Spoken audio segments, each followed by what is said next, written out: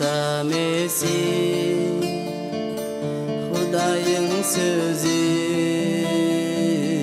durmuş coşkunu İsa Mesih Hudayın sözü durmuş coşkunu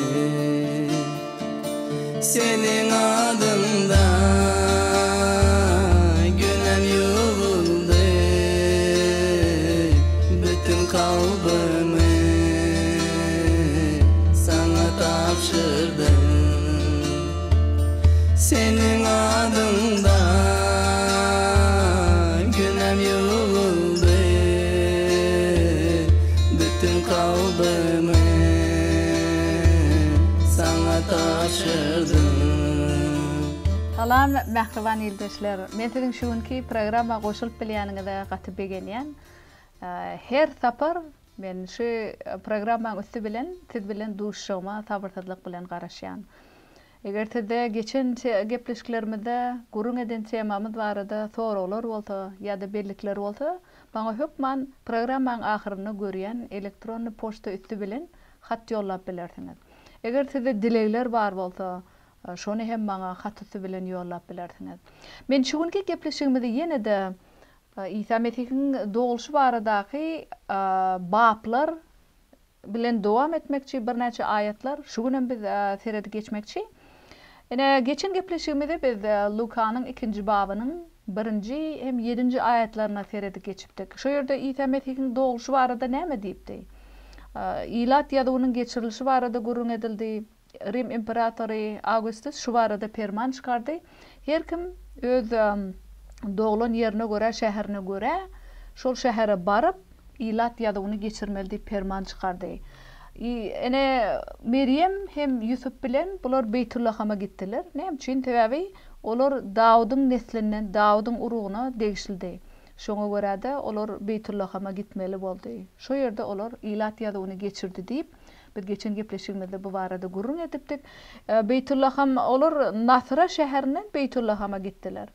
Yani şu ýerde men şu ýoluň aralygy 3 günlük ýoldy diýip men size agdap geçipdim. Şonu geçen gepleşikde. Bularda hiç ili maşin zat bolmadyk. Olar Yusuf bilen Meryem Beytullahama ýa piyada giden bolmaly ýa-da eşek düýe şeýle zatlar bilen giden bolmaly. Meryem ol İsa'ny dogurmaga taýar bolup oturan wagty 3 günlük ýol geçdi ilat ýa-da üçin. Şu günkü gepleşigimizde men ýene-de şu Lukanyň 2-nji babynyň 8-nji aýatynyň başlap okumakçy. Bu ýerde çopollar hem perişteler barada gurrun gitdi. Şol gije Beytullamyň golaýyna käbir çopollar türlerini goraýardylar. Birdenke olaryň öňünde Rabbiň bir periştesi peýda boldy. We Rabbiň ýalkymy daş töwregi ýagtyldy. Çopollar gaty gorkdylar. Perişte olara gorkmaň. Men size ähli halky begendirjek şatlykly hoş habary ýylan etýärin. Şu gün Dawudyň şäherine siziň üçin halaskar doguldy. Ol Rabbimiz Mesihdir. Ene bu size bir alamat bolar. Siz gunnoga dolangy, ahyrda ýatan bir çağany taparsyňyz diýdi. Birdenke perişte bilen birlikde göğün san-sajakda goşuny göründi. Olar Hudaý öwüp şöhratlandyrdylar. Gökler gögünü Hudaýa şöhrat bolsun, Hudaýdan merhamet tapan ýerdäki insanlara parahatlyk bolsun diýerler. Perişteler çopollaryň ýanyndan aýrylyp göge göterilerlerine, çopollar bir-birlerine "Ýörüň, Beytullahama gidelim. Rabbiň bize aýan eden bu wakasyny görelim" diýişdiler. Şeýlelikde olar gyssanmaç gidip Meryemi, Yusufy we ahyrda ýatan çağany tapdylar. Olar İsa'ny görürlerine, bu çağa hakda eşdellerini olara gurrun berdiler. Çopolların gurrunlaryny eşdellerin bary hayran galdy. Meryem bolsa bu zatlaryň bar hakda çoňur pikire batyp olary ýüreginde saklaýardy. Çopollar hemme görüp eşdelleriniň özlerine aýdylşy ýaly bolanlyk üçin Hudaýy şöhratlandyrdylar. Ugular aýdyp ýyzlaryna dolandylar. Ene biziň şu ayetlerden görüşimiz ýaly.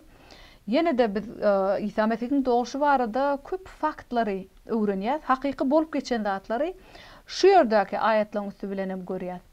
Biz ilki bilen amony Mattanyň hoş habaryny görüp geçdik. Matta öz gören eşten zatlary barada bize ýazdy. Inni Luka hem öz gören eşten zatlary barada ýazyp otur. Luka kitabyna. Ene bizde şu ýerde iki şaýatlyk eýem görüp otur. İsa Mesih'iň doğuşy barada. Yine de şol çopollar diýýär, Beytullahymyň golaýyna käbir çopollar türlerini gorap ýören ekeni. Birden kedi olaryň öňüne Rabbiň bir periştesi peýda bolup, olary Hudaýyň şöhraty olaň daş töreğini ýagtylandyrýar. Nähil gudrat berdi biz görýär. Gudrat o çopollar giýje diýe Beytullahymyň golaýyna türlerini gorap ýören eken çopollar. Şu ýerde näme üçin olar giýje de gorap otyr? Şol Wadathanada gurbanlyk ediljek jalyny Beytullahymyň hemişe golaýyna saklapdyrlar. Etlenlik wagty jaly damagy çalınmaly bolsa, olar baryp getirip şonu tid etip bilýän ekenleri. Ýöne şol Wadathana üçin goralyp saklanýan janlar giýje günü goralyp saklanmaly eken. Şoň üçin çopollar ony Beytullahymyň golaýyna her hili möjeklerden ýa-da wahşy haýwanlardan ýa-da başga biriniň ogurlamagyndan gorap saklap otyrlar giýje günü. Ene şol günnelik işlerini edip otyrkap çopollar birdenke çopollyň öňüne Rabbiň periştesi peýda bolan. Nähili gudrat. Hem Hudaýyň şöhraty diýe olary çyry zat gerek däl eken, täbi Hudaýyň gudratly şöhraty olaň daş töweregine ýatyldan. Çopollar gaty gorkupdyrlar maňa. Bizim elbette gorkar. Oýlanyp görüm size şu wagt. Ýöne günnelik işiňizi etip ýörkäňiz perişte gurlaýar. Perişte peýda bolýar. Bizde de ilki bilen gorku bolýar. 10-njy babda soň näme diýipdir perişte olara? Gorkmaň. Men size ähli halka begendirjek şatlykly hoş habary yglan edýärin. Şu gün Dawudyň şäherine siziň üçin halatgar doguldy. Ol Rabbimiz Mesihdir. Ene bu size alamat bolar. Siz gunnagy dolanygy ahyrda ýatan bir çağan taparsyňyz diýdi. Birdenke perişte bilen birlikde göğün san tajaksyz goşuny görünýär. Ene şu ýerden hem görüşimiz ýaly perişte ýene de şol Matta kitabyna perişteleň şol münejjimleri aýdyşy ýaly ýene de bärde çopollar bilen eýen biz perişteň duşugyny görüp otyrdy. Olary näme diýip yglan edip otyrdy? Dawudyň şäherine siziň üçin halatgar doguldy diýdi. Dawudyň şäher näme diýdi? Beytullahym. Täbi Dawud paça Beytullahym şäherine doglan. Şoň üçin Beytullahym käwa Dawud şäher hem diýilýän ekeni. Dawudyň şäherine siziň üçin halatgar doguldy diýe. Ene şol hoş habar ekeni. Men ähli halky begendirjek şatlykly hoş habary getirýän diýip otyrdy. Bizim üçin hem şu gaty begençlik. 25-nji dekabr ýa-da 24-nji dekabr şol Isaň doglan gününi belläňizde şu size ähli halka begendiren hoş habar hakynda pikir edin. Isa Mesih'iň şu dünýäge gelmegi biziň ählimiz üçin şatlykly hoş habar. Ol Rabbimiz Mesihdir diýär. Ol näme alamat aýdyp oturýan? Şol Matta kitabyna da, Luka kitabyna da faktlar bir. Ol alamat şeýle, gunnagy dolanygy ahyrda ýatan bir çağan taparsyňyz diýär. Şu çağa gunnagy dolanyp ýatar diýär. Birdenke perişte bilen birlikde göğün san tajaksyz goşuny görünýär. Olar näme etip başlady? Bulan hemmesi şol perişte de beýleki göğün san tajaksyz goşuny birlikde Hudaýa eýem şöhratlap başladylar. Olar näme diýär? Gökler göğüne Hudaýa şöhrat bolsun. Hudaýdan merhamet tapan ýerdäki yntalara parahatlyk bolsunlar diýerler diýär. Gaty güýçli hoş habar şu ýerde. Biz nädip Isa Mesih'iň şu dünýäge gelişine inanmany bilýär. Şu zatlary görübem, şu ýerde aýdylýan hakykatlary bilibem. Biziň kalmyda şüphe bolmaly däl şu faktlara seredenmede görä. Hudaýyň merhameti siziň üçin. Şu ýerde ähli insanlara parahatlyk bolsun diýär. Şu parahatlyk näme barada bärde gurun gidip otyr? İçki kalmydaky parahatlyk barada gurun gidýär. Bu dünýäde de biz parahatlyk bolmagyny isleýär. Ýöne Isa Mesih'iň şu dünýäge gelmegi biziň aňymyzda, kalbymyzda rahatlyk berýär. Täbi Isa Mesih biziň kalbymyzda ýaşaýar. Şu baradaky rahatlyk, parahatlyk barada gurun gitdi. 15-nji ayatda näme diýär? Perişteler çopolların ýanyndan aýrylyp göge göterilenlerine çopollar bir-birlerine ýörüň Beytullahama gidelim. Rabbim bize aýan eden bu wakatyny görelim diýişdiler. Şeýlelikde olar gyssanmaç gidip Meryemi, Ýusuby we ahyrda ýatan çağany tapdylar diýär. Şol edilen peýgamberlikleriň hemmesi Hudaýyň mukaddes sözünde şol bir peýgamberlikler. Ahyrda ýatan çağany tapmak. Ýusuby, Meryemi gördüler şo ýerde. Hem ahyrda ýatan çağany tapdylar. Mal ýatakda. Ahyrda doglan İsa Mesih. Olar İsa'ny görerlerine bu çağa hakda eşderlerine olara gurrun berdiler diye. Berde çopollar şon aýdy otýar. Çopolların gurrunlaryny eşderlerin bary hayran galdy. Näme üçin hayran galýar? Olar şol çopollarny perişteleriň özüne aýdan dadyny beýleklere gurrun berip otýarlar. Şatlykly hoş habary aýdy otýarlar. Dawydyň şäherine tediň üçin bir halasgar doguldy diye. Ol Rabbimiz Mesihdir. Şonu çopollar beýleklere wagt edip otýar. We şon eşderleň bary şoň üçin hem hayran galyp otýar. A Meryem näme pikir etýär şu wagt? 19-njy aýatda şeýle diýär. Meryem bolsa bu zatlaryň bary hakda çoňur pikire batyp, olary ýüregine saklaýardy. Çopollar hemme görüp eşderleriniň özlerine aýdylşy ýaly bolanyny üçin Hudaýy şöhratlandyrdylar, öwgüler aýdyp ýyllaryna dolandylar diýär. Meryemem çopollan aýdyp oturan zatlar barada pikir edip otýar. Ol şu çağany dogdy. Hudaýyň gudraty bilen, mukaddes ruhyň üstü bilen göwreli bolmak bilen dünýäň halasgary İsa Mesih'i şu dünýä indirdi.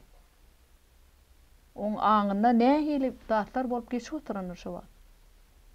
Men eger Meryemiň ýerine bolsam nähili jogap bermeli bilemok. Siz nähili jogap bererdiňiz Meryemiň ýerine bolan bolsaňyz? Elbetde ol çoňur pikiri bat ýaşly zatlar bardy. Hem olary bar eşdip oturan zatlaryny, gören zatlaryny öz ýüregine saklaýar diýär. Nähili gudrat. Soň çopollar näme etdi? Olar görüp eşderleriniň edil şol özlerine aýdylşy ýaly hakykatdan hem amala aşandygyny görüp Hudaýy şöhratlap otýarlar. Öwgüler aýdyp bolar soň ýygyna dolandy diýär. Enesem şu gün şu gepleşiň üstü bilen İsa Mesih'iň dogulşy barada hakykatlary öwrenip otýarsyňyz. Men size şu mukaddes sözüň üstü bilen berilen faktlary siz bilen paýlaşýan.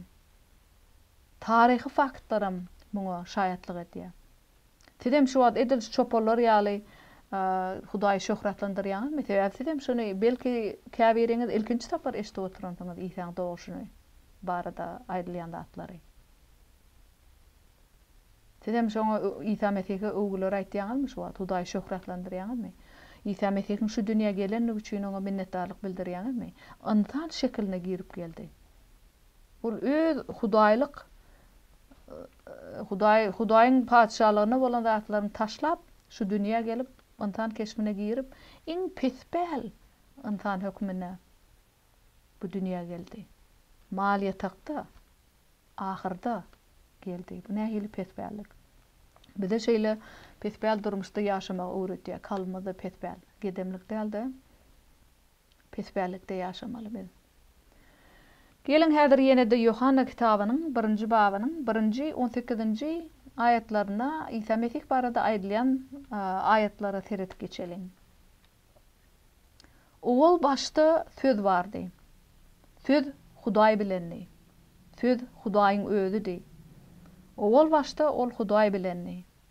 Tutuş barlyk söz arkaly yaradyldy. Yaradylan zatlaryň hiç biri onsuz yaradylmady. Söz ýaşaýyş çeşmesidir. Bu ýaşaýyş insanlaryň nuru boldy. Nur tümlükde parlayandır. Tümlük bolsa onu yeňip bilmedi. Hudaý tarapyndan Yahya adly bir adam iýerildi. Yahya nur barada şaýatlyk etmäge we öz şaýatlygy arkaly hemmeleri inandyrmaga geldi. Yahyanyň özü nur däldi. Ol diňe nur barada şaýatlyk etmäge geldi. Her bir insany ruhlandyrýan hakyky nur dünýäge geldi. Ol dünýädedi. Dünýä ol arkaly yaradylypdy. Emma dünýä onu tanamady. Ol özüninkilere geldi. Emma olary kabul etmedi. Ol özüni kabul edip adyna iman ederlerin hemmesine Hudaýyň perzentleri bolmak hukugyny berdi. Olar neten ne insan isleginden ne de er howusynyň dogulupdylar. Olar Hudaý tarapyndan dogulan perzentlerdir. Söz insan bolup aramyzda ýaşady. Ol merhametden we hakykatdan doguldy. Biz onuň şöhratyny, ýagny atadan gelen ýeketägiň şöhratyny gördük. Yahya İsa barada şaýatlyk edip batyl ses bilen ine menden soňra geljek menden üstünür. Sebäbi ol menden hem ol bardy diýenim şudur diýip gygyrdy. Biziň hemmämiz onuň çäksiz merhameti arkaly ýalkynyş üstüne ýalkynç aldyk. Çünki mukaddes kanun Musa arkaly berildi. Merhamet we hakykat bolsa İsa Mesih arkaly peýda boldy. Hudaý hiç kim asla göreneldir.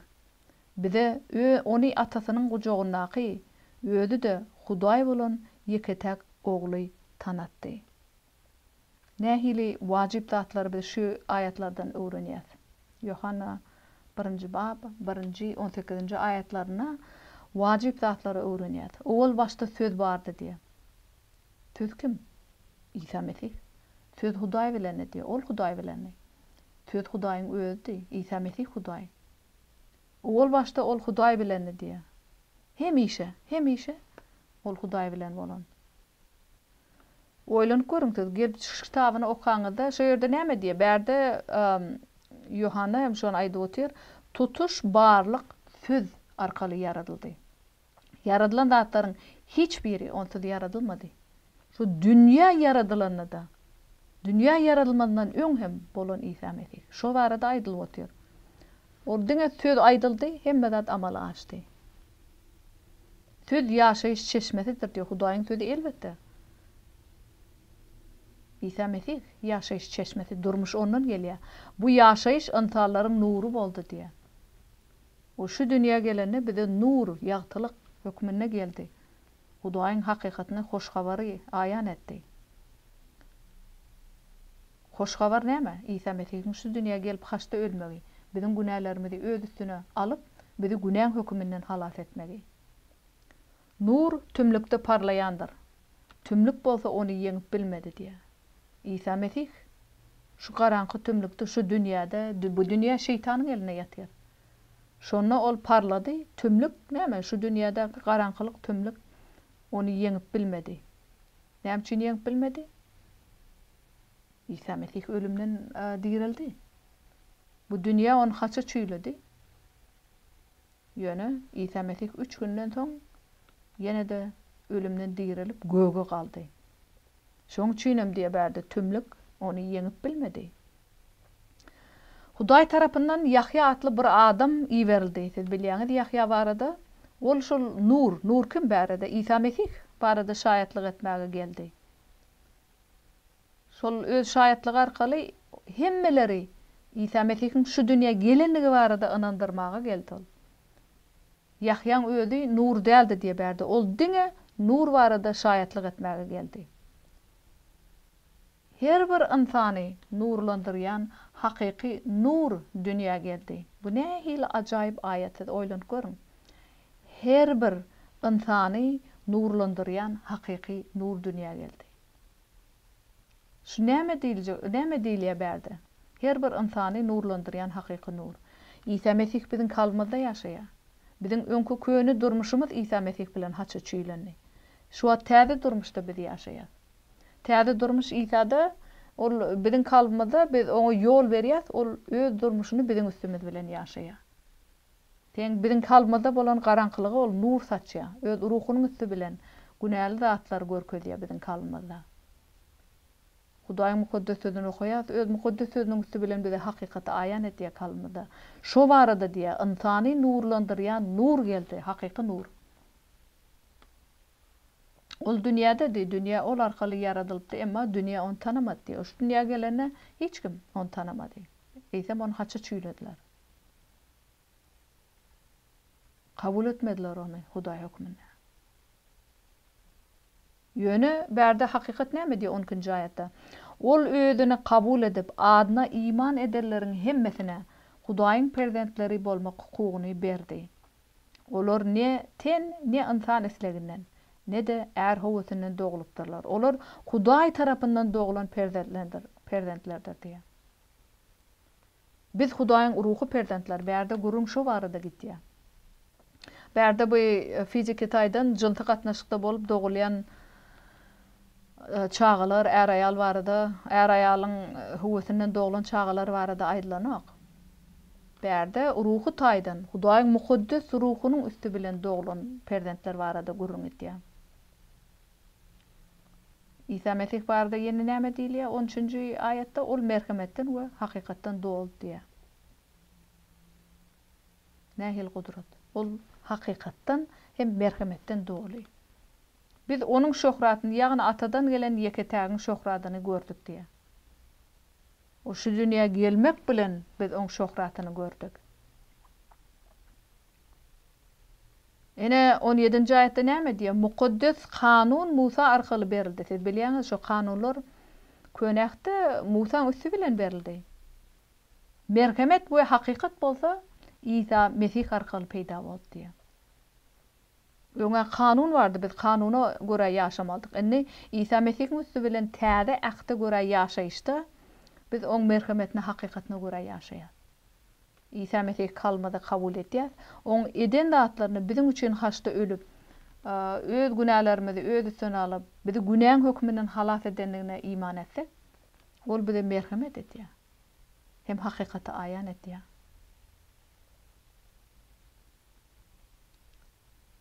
Bizim hiçimizem Hudaýy hiç açanam görmedik. Ýöne İsa Mesih bize şu dünýäge gelmek bilen Hudaýy tanatdy. Oň öýde hem Hudaý şonu görmek bilen biz Hudaýy gördük. Hudaýyň şöhratyny ol aýan etdi. Bu barada men size İşaya peýgamberiň 40-njy babynyň 5-nji aýatyny da okap geçipdim. Hudaýyň şöhraty aýan boldy. İsa Mesihiň şu dünýäge gelmegi bilen Hudaýyň şöhraty bize aýan boldy. Nähili gudratly hoş habar. Nähili gudrat. Şu hoş habar diňe Hudaýyň merhameti bilen mümkin boldy. Ýene de Luka kitabynyň 1-nji babynyň 39-njy 45-nji aýatlaryna da ýene de biz İsa'ň doğuşy barada käbir aýatlara teredip geçýär. Bu ýerde Meryem Elizabethiň ýanyna gitdi. Şol günlerde Meryem ýol şaýyny tutup, gyssanmaç Ýahudanyň daglyk ülkesindäki bir şähere gitdi. Ol ýerde Zekariýanyň öýüne baryp Elizabete salam berdi. Meryemiň salamyny eşden badyna göwrüsindäki çagy gymyldap, Elizabet mukaddes ruhdan doldy. Ol batly gýgyryp, ten aýallar arasynda ýalkanansyň, göwräňdäki çagy hem ýalkanandyr. Rabbimiň enesi meniň ýanyma geler ýaly, men näde beýle ýalkandym kam. Salamyň gulaguma gelip ýeten badyna göwräňdäki çagy begençden ýaňa gymyldady. Rabbiň aýdallarynyň amala aşykdygyna iman eden aýal bagtlydyr diýdi. Ene bu Elizabethiň Meryem'e aýdyp oturan sözleri. Entek Meryem Elizabet'e hiç da diýmänkä Elizabethiň göwrüsindäki çagy hem gymyldap, göwrüsindäki çagy hem ýalkandy. Meryem'in gelmegi bilen nähili gudrat berdi. 41-nji aýatda näme diýär? Meryem'in salamyny eşden badyna göwrüsindäki çagy gymyldap, Elizabet mukaddes ruhdan doldy. Meryem'in eýem şol salamyny eşden badyna Elizabet mukaddes ruhdan dolup, eýem boljak zatlar oňa peýgamberlik etdi. Meryem'e peýgamberlik etdi. O näme diýär Elizabet 40-njy aýatda? Ol batly gýgyryp, sen aýallar arasynda ýalkanansyň, göwräňdäki çagy hem ýalkanandyr. Rabbimiň enesi meniň ýanyma geler ýaly, men näde beýle ýalkandym kam.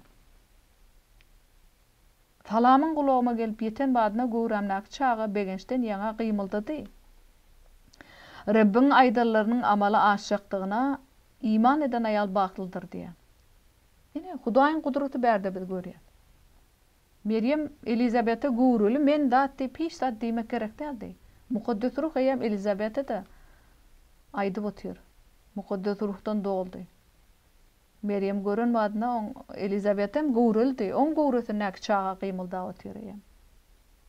Hudaý şey dip olong birek-biregine şeýle gürleşdirip otur. Elizabeth'in çağat gurutnak çağaty begençden ýaňa qıymılda otur. Rabbin aýdallarynyň hemmesiniň amala aşjakdygyna iman etýän aýal bagtlydyr diýär. Siz Hudaý mukaddes sözüne berilýän ayetlara, imanlara, wadalara, bagşlan wadalara hem Hudaýyň şol wadalaryny amala aşyrjakdygyna iman etýäňizmi? Eger siz iman etýän bolsaňyz, siz bagtlysyňyz diýär. Hudaýyň mukaddes söz şeýle diýär. Siz bagtly şeýle ýagdaýda. İnsan doğulşy hem hakykat. Şoňa iman etýärler aýallar hem bagtly. Men sizi öz kalbyňyzy barlamaga çagyrýan. Sizde iman barmy ýa-da şüphe, İsa Mesih barada, şoň şu dünýä gelenligi barada. Ýene de şol İsa Mesihiň hakykatdanam Hudaýdygyny, şu dünýä gelenligine İşaya peýgamberlik etdi. Ene bu barada İşaya 9, 2-nji, 6-njy bablarda şeýle diýär. Beýik bir nur gördü. Tümlükde baryan halk. Tüm garaňkylykda ýaşaýanlaryň üstüne nur saçyldy. Biziň üçin bir çağa doguldy. Bir ogul berildi bize. Hökümdarlyk onuň gerşinde bolar. Onuň ady ajaýyp maslahatçy, gudratly Hudaý, ebedi ata, parakatlyk şadaty bolar diýär. İşaya peýgamber hem İsa Mesihiň şu dünýäge gelip tüm garaňkylykda ýaşaýanlaryň üstlerine nur saçjakdygyny näçe ýyllar mundan peýgamberlik etdi.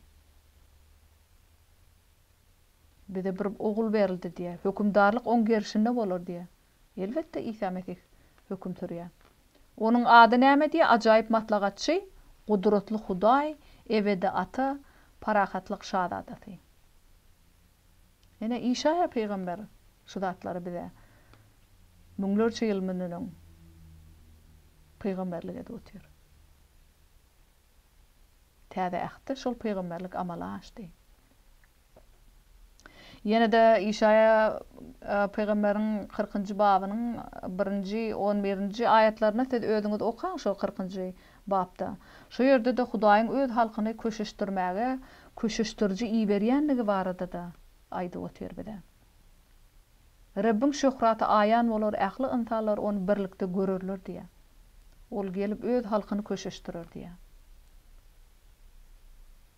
Oy İsa Mesih siziň hem kalbyňyzy köşeşdirsin şu gün. İsa Mesih'in doğulşuna men sizi iman etip ýaşamaga çagyrýan. Gynansaňam biziň şu günki gepleşigimiz tamamlanýar. Eniki gepleşigimize çenli hoş sağ olun. Senin adında günem yolunu